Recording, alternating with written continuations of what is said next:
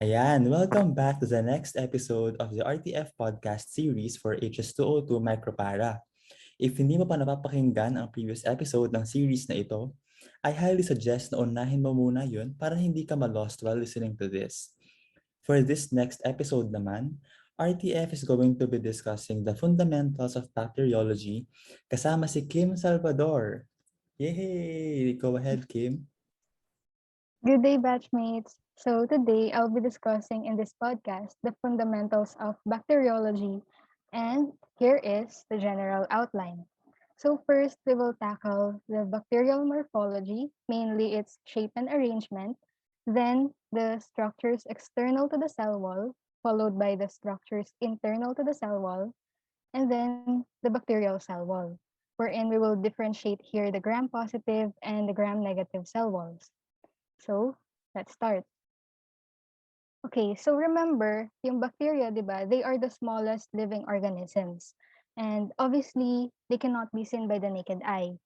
So, yung small size nila, yun yung nag-aid sa kanilang survival. And then, nice to know na lang yung size nila na 0.2 to 2 micrometers in diameter and 2 to 8 micrometers in length. So now, the more important thing to remember here yung shape nila and yung arrangement. So, bakit yung important? Kasi yun yung nakikita natin kapag nag-prepare tayo and nag-stain ng mga slides. Okay, so first ay cocci. These are round, spherical, oval, elongated, or flattened on one side. So, minsan, hindi na sila perfectly spherical kasi nadidisrupt na yung shape nila, particularly during staining. So now, for the characteristic arrangement of the cocci, it could be diplococci. So ito yun. Kapag diplococci, meaning pairs. And then streptococci naman, kapag chain-like yung pattern. And then staphylococci, so parang napapansin nyo dito, di ba, mukha silang ubas. So grape. Grape-like clusters kapag staphylococci. And then sarcinae naman kapag cube-like groups of 8. Then tetrads kapag groups of 4.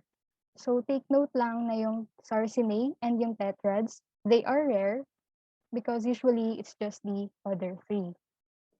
Okay, so next, bacilli. As you can see, they are rod-shaped. Some are box-shaped. And then yung end nila, nagva-varies between species. So pwedeng flat, cigar-shaped, or bifurcated. So for the characteristic arrangement naman, it could be single bacilli. And take note na most bacilli actually appear as single rods. And then, pwede rin pairs, diplobacilli, and then yung chains, yun yung streptobacilli. Lastly, meron ding spiral shape. Ibig sabihin nito, merong one or more twists along its axis.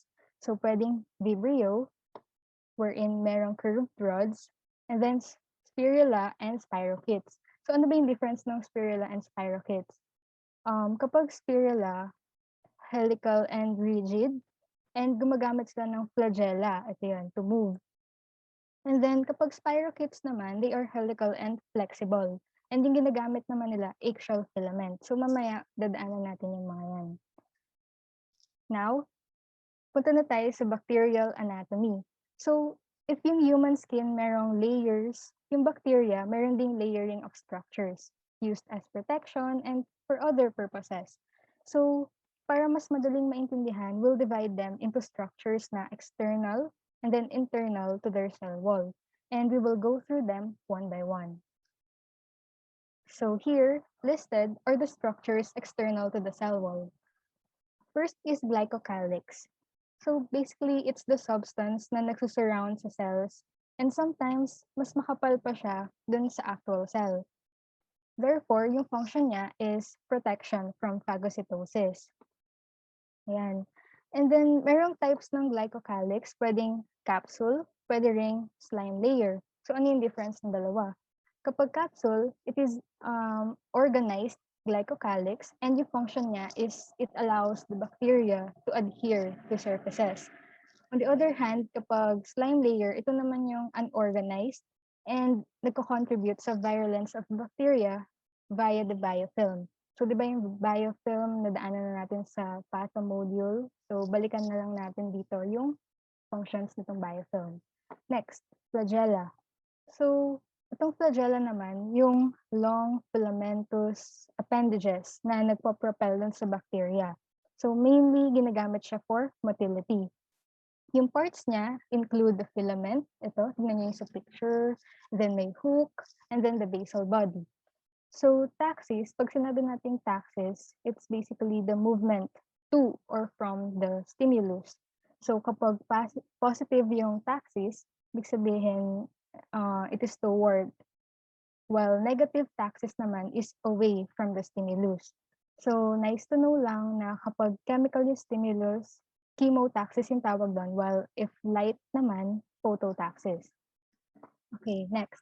Dito, makikita naman natin yung types ng flagella. So, monotrichous. Ibig sabihin, one or single flagellum yung meron sa bacteria. And this is the most common type. Lophotrichous naman kapag many flagella pero at one end lang. So, if yung flagella nasa both ends na, amphitrichous na yung tawag. And then kapag all over the cell, peritrichous. And itong peritrichous na to, mostly nakikita sa mga intestinal bacteria. And then pwede rin siyang atrichous, meaning walang flagella. Okay, so axial filament, ito nabanggit ko rin to kanina, at sabi ko nga, nakikita to sa mga spirochetes. So, ito yung parang endoflagella nila, which are bundles of fibrils arising at the ends of the cell beneath the outer sheath and spirals around the cell.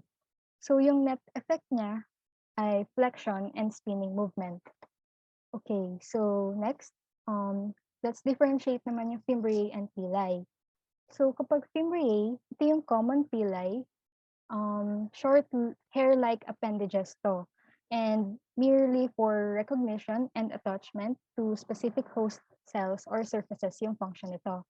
On the other hand, yung pili or sex pili, longer than the fimbriae ito, and usually found as a single tubular pilus, which functions naman to transfer the bacterial DNA from one bacteria to another via conjugation. So, paano niya yung ginagawa? First, yung pilus na yun, nire-recognize niya yung specific recipient bacterial cell. And then, mag-a-attach siya doon to form a bridge, and then allowing na yung partial transfer ng DNA from the donor to the recipient cell. Okay.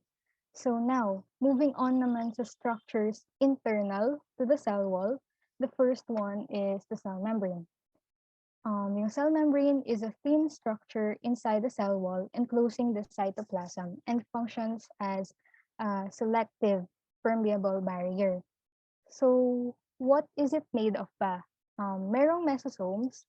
These are the irregular folds of the plasma membrane, yung mga infoldings, which contribute to the DNA replication. So, kino-consider siya actually as artifact before. And then yung phospholipid bilayer, meron din sila niyan, consisting of the polar ends, which are hydrophilic, and non-polar ends, which are hydrophobic. So, dito, important to take note na yung cell membrane, yung merong phospholipid bilayer and not the cell wall. Okay, as for the proteins in the cell membrane, they have peripheral proteins composed of enzymes for digestion, and integral proteins naman, ito yung nakakalat sa cell membrane nila, which serve as a channel naman for transport of nutrients. Okay, so next, cytoplasm. Ito naman yung internal matrix plus the nucleoid region. And it's actually made up of 80% water. And yung major structures that we have to take note are the DNA, the ribosomes, and the inclusion bodies, which we will talk about next. Okay, so here, the nuclear area, merong bacterial chromosome. So as we can see, dito sa left side of the figure, it contains a single long circular molecule of double-stranded DNA. And take note na hindi siya bounded by a membrane, which makes it different from our nucleus. And yung kinikerry niya na DNA genes ay yung information for maintenance, for growth, and reproduction. So, yung mga basic functions. So, ang unique dito sa nuclear area would be the plasmid. And ito yun, small circular double-stranded DNA molecules, as we can see here sa right-hand side. And take note na outside the nuclear area siya. Kaya extra chromosomal DNA sila. And yung kinikerry naman nila na genes are for antibiotic resistance, tolerance to toxic materials, and production of toxins and synthesis of enzymes. So, important sila sa pagbibigay ng additional virulence factors. Okay, so next, ribosomes. As we already know, this is the site of protein synthesis, giving the bacteria its granular appearance. So, yung iti-take note naman natin dito is the bacterial ribosome na 70S in size with 50S and 30S subunits versus yung sa eukaryotes na 80S with 60S and 40S subunits. And yung RNA then, they are the sites of attack ng certain antibiotics. Okay, next, inclusions. These are very important structures then sa bacteria. These are reserve deposits na important in times of adverse conditions. So ito yung reserva nila of structural building blocks. And the common example is the PHB or polyhydroxybutyric acid, which is the source of nitrogen in protein synthesis. So, wait lang. Yan. Another characteristic structure formed by some gram-positive bacteria are the endospores. So these endospores, they cannot reproduce, but they can maintain the survival of the bacteria during adverse environmental conditions. So saan ba gawa yung endospores? Mayroong low water content, pero large amounts naman ng calcium dipicolinate. Thereby, inaalaw niya yung bacteria to survive yung extreme heat, yung lack of water, and yung exposure dun sa mga toxic chemicals and radiation. So dito sa upper right side is a figure showing the special coat surrounding the spore. So just review the layers. And then dito naman sa baba are for the location of the spores. So pwede siyang terminal, so mukhang lollipop or drumstick, and then central, yung mukhang belt, and then subterminal naman kapag malapit na siya dun sa terminal end. Okay, so now, take note lang din natin na yung spore-forming bacteria, they grow talaga as vegetative cells. So kailan ba mafo-form itong endospores? So it actually depends dun sa condition or environment that they are exposed to. So for instance, they are under adverse conditions, then mag-i-initiate na yung sporulation or yung process of endospore formation within the vegetative cell. However, kapag naman yung all the nutrients are present sa environment, making the environment ideal, it can germinate back to its original cell, return of the endospore to the vegetative state. Okay, so we're done discussing all the structures and external and internal to the cell wall. So now let's discuss the cell wall itself, which is of great importance. Kita naman sa meme, di ba? Super importante niya.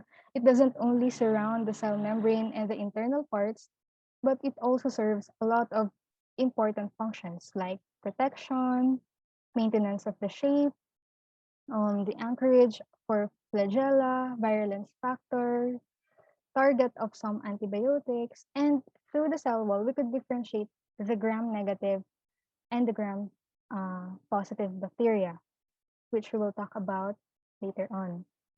Okay, so for now, tignan muna natin itong structure na to. This is showing that the cell wall is composed of peptidoglycan. So peptidoglycan meaning may protein component and may sugar component. So the sugar or disaccharide portion is made up of NAD and NAM, yung N-acetyl glucosamine, and N-acetylmuramic acid. So yung yellow and yung pink ovoids found in this figure. So itong dalawang to yung nagpa-provide ng rigidity and flexibility dun sa cell. Tapos nakikita rin natin na merong peptide chains kasi nga peptidoglycan. They are cross-linked by short chains of amino acids which is responsible naman for the shape of the cell. And then one component ng peptide crosslinks, itong DAP or diamino phenolic acid, which is unique to bacterial cell wall and never found in the archaea and or eukarya. Okay, so we're now down to the differentiation between the gram-positive and the gram-negative cell wall. So let's focus our attention here on this figure. We can see na these, for gram-positive, sobrang thick nung peptidoglycan layer nila, and they have this teichoic acid. For gram-negative naman, they have thinner peptidoglycan layer resting in the periplasmic space. And above the thin peptidoglycan layer is an outer membrane which has lipopolysaccharides. So again, from gram-positive, for gram-positive cell wall, recap lang, meron silang thick peptidoglycan layer, then merong small periplasmic space followed by the cell membrane. While for the gram-negative cell wall, merong outer membrane, and then may thin peptidoglycan resting in the periplasmic space followed by the plasma membrane. So take note na lang din itong lipoteichoic acid and O-specific side chains kasi pag-aaralan natin sila later or mama-mention siya later. Now, here's a mnemonic to easily memorize yung differences. We can use the mnemonic long PPT or long PowerPoint. So L for lipopolysaccharide, O outer membrane, and N negative gram stain. And then PPT naman, yung positive peptidoglycan, kasi thick yung peptidoglycan nga nila, and then P for teichoic acids. Ayan. So we already know na yung teichoic acids are part of the gram-positive cell walls, while the LPS is found naman dun sa gram-negative. So remember lang ulit yung long PPT. Now, let's differentiate the two very important components of each cell walls. So for the teichoic acids, it plays a role in cell growth and it prevents the cell wall breakdown and cell lysis, making the cell wall stronger. And it provides the wall's antigenic specificity. And then yung kanina, yung lipoteichoic acids and wall teichoic acid, ito yun. Yung difference nila, yung lipoteichoic acids, span the peptidoglycan layer. So, abot siya hanggang sa plasma membrane. It's linked to the plasma membrane. While the wall teichoic acid is linked only to the peptidoglycan layer. Next, lipopolysaccharides. Itong lipopolysaccharides is actually the most important component for the gram-negative bacteria. It has O-polysaccharide chain, this one, na antigen, which means na yung role niya ay comparable to that of the teichoic acids. And then meron din siyang core polysaccharide na nagpo-provide ng stability. And then, the lipid A, ito yung endotoxin, which is very important kasi it causes some of the effects of the gram-negative bacterial infections. And then some organisms naman, they have lipo-oligosaccharide instead of LPS, but can be as virulent as the LPS. Okay, so on the left side is a table differentiating the gram-positive from the gram-negative. So let's try to understand and analyze the concepts. So for gram-positive reaction or staining, its difference ay due to the thickness ng peptidoglycan layer. I think mag-discuss din to sa other episodes ng podcast. Pero yung primary stain kasi 'di ba is the crystal violet na i-absorb ng peptidoglycan layer, and then yung gram-positive magiging purple, blue, or dark color siya because i-absorb niya yung initial stain. And the color does not disappear even if you wash it with alcohol. And the gram-negative naman, it will not completely absorb the primary stain kasi yung thin peptidoglycan layer niya, dahil doon sa thin peptidoglycan layer. And the color will eventually disappear if you wash it with alcohol. So instead, it will take the secondary stain, which is yung safranin. Now, for the next parts ng table, just remember the mnemonic na long PPT. So for the peptidoglycan, take theta for gram-positive, teichoic acid, gram-positive, dun siya present, and then periplasmic space, gram-negative, present, LPS, gram-negative, lipid and lipoprotein, gram-negative. So as for the toxins, gram-negative primarily produce yung mga endotoxins, di ba?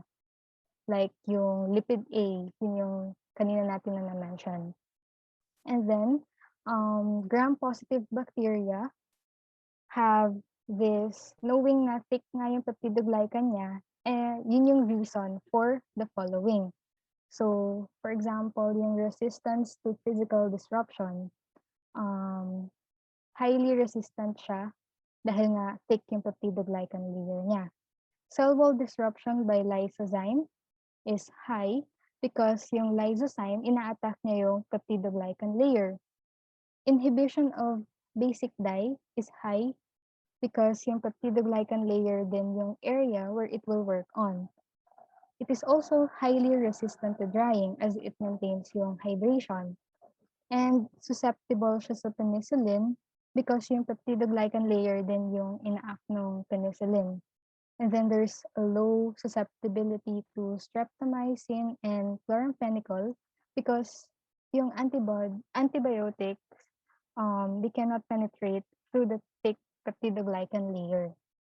So parang bumabalik din tayo dun sa concept na yung gram-positive kasi ay mayroong thick peptidoglycan layer while the gram-negative has thin. Okay, so dito naman sa right hand side is a comparison lang between the endotoxin and the exotoxin. The endotoxin is mainly for gram-negative bacteria, and it is composed of lipopolysaccharide, and its toxic moiety is lipid A, while yung exotoxin naman is from gram-positive and some gram-negative as well. It is composed of protein, allowing it for its specificity. And then yung endotoxin is more stable when exposed to heat, whereas kapag exotoxin, na-alter na yung structure nila, they are labile. And then yung endotoxin nare-release siya via bacteriolysis. And sa last row, yung example. So all gram-negative bacteria have this endotoxin, while enterotoxins, neurotoxins, and cytotoxins naman yung examples for exotoxin. Okay, so I think that's the end na of my part in this podcast. Thank you for listening, and sana naging malinaw naman yung ibang parts and nakatulong din sa inyo. Bye guys! Happy Aral!